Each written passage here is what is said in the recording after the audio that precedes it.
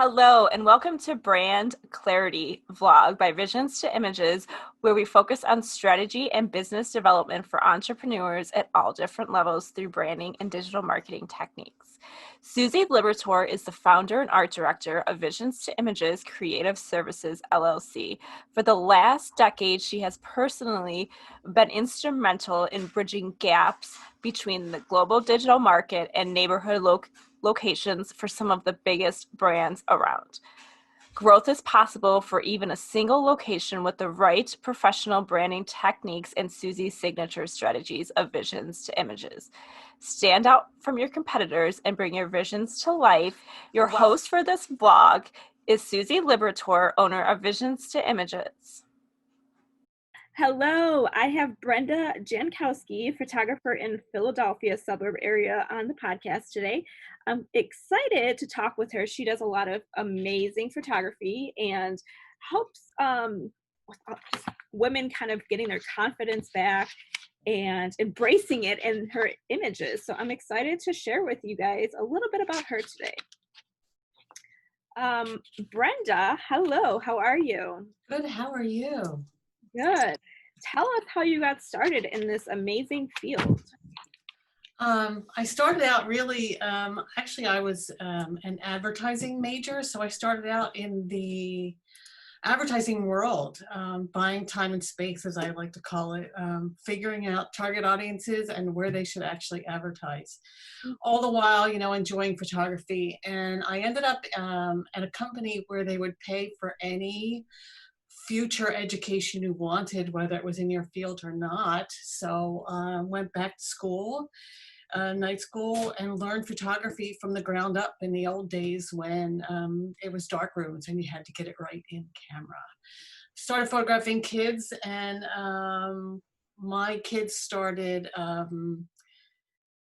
dancing full-time, if you want to call it that, competitively, and they needed, the whole studio needed headshots and action shots for competition. And so that expanded into me photographing families. And then I stumbled upon a woman from New Zealand who said, I'm going to bring glamour back, but in a contemporary way, not like, people may remember in the 80s. It was, Vaseline and boas, but she brought it back in a contemporary way, and it resonated with me because I, like most women, did not want to be in front of a camera. And I thought with the help of doing things this way and having a hair and makeup artist, spoke to me to make me more confident. I like that. I love photography. I kind of have a little bit of background. I mean, I did some darkroom stuff for sure, especially in college and stuff like that. I just always kind of loved it. And I grew up in the digital age, so the film end of things were not as fun as digital to me. And kind of in the darkroom and stuff, just getting that picture right and not knowing what you can see. It's a whole different world than what it is now. Yeah, that's what I discovered with the digital age too. Immediate gratification was wonderful. You know what you got, and if you don't like it, you can go back and get some more. Yes. So tell us what you're most excited about right now, whether it's business, personal, anything that you're just excited about that you'd like to share. There's a few ways, and it really all involves my business. I'm excited that what I'm finding is women are discovering that, yes, they need photographs for business, but they also need photographs for themselves. We think that, we've all decided that we're not photographic. So, and it's our fault. But it's not our fault. It's not a gene that you're born with. It's something that you need a coach for. And we're happy to learn things and have a coach for cooking, crocheting, other things that we want to do. But for some reason, we feel like we should be perfect when someone's taking our picture. So I'm excited that women are embracing themselves and being more present in business as well as in life, and creating a legacy for themselves.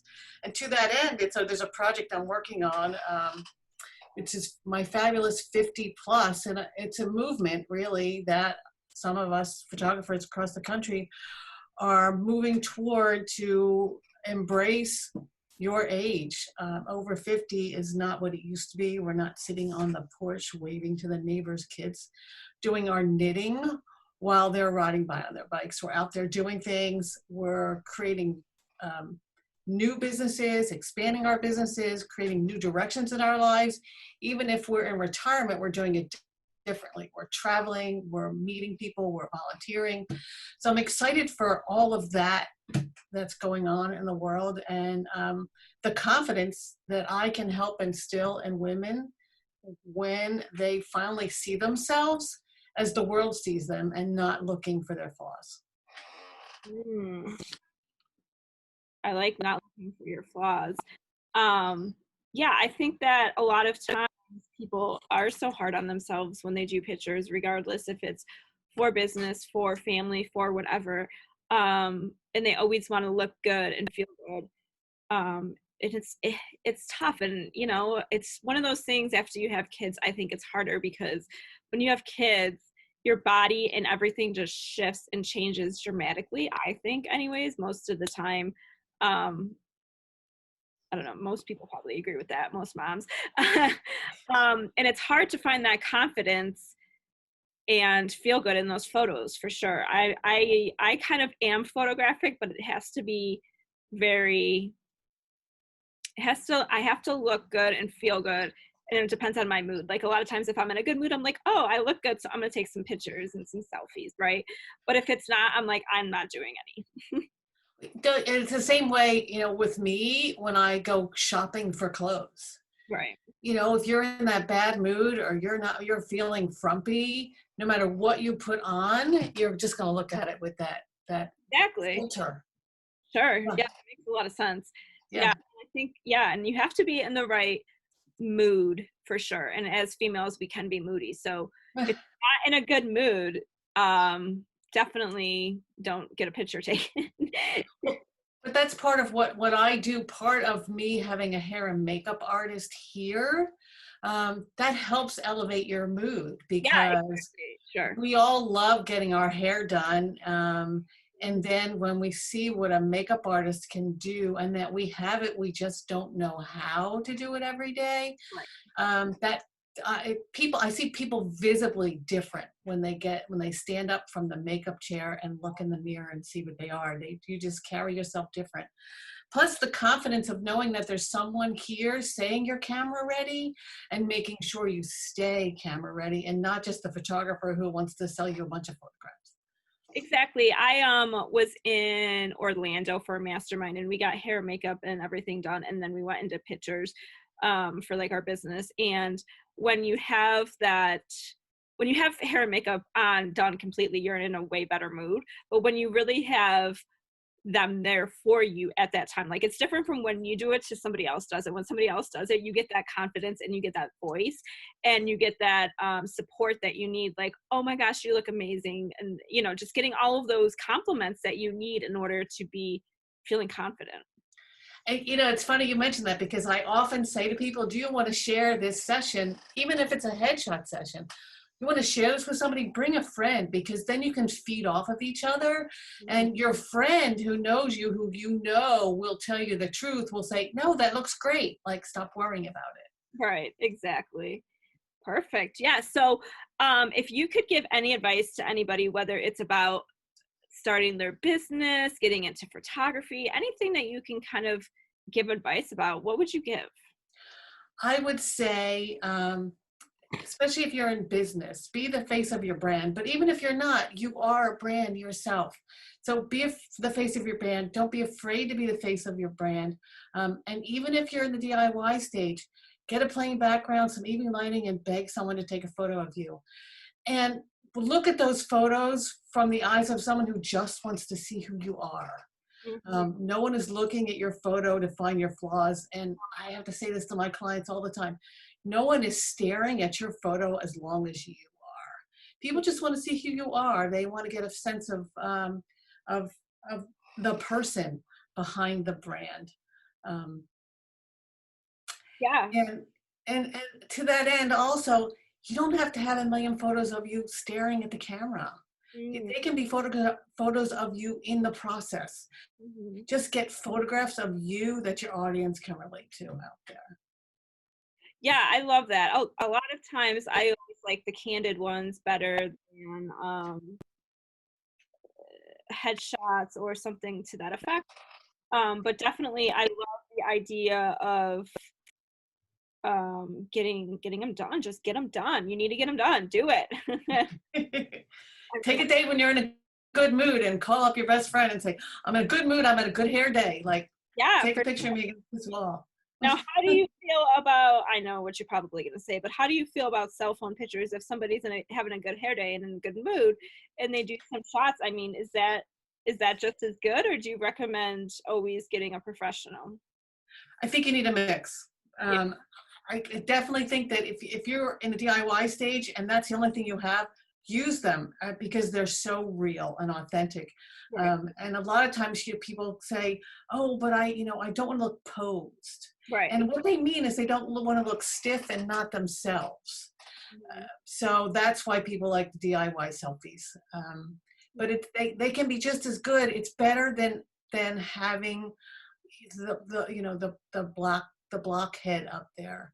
Mhm. Uh, so wherever you are, be the face of your brand. You show up at networking meetings. Just give someone, if they want to look you up before you go to a conference. Should we start going to conferences again? I know.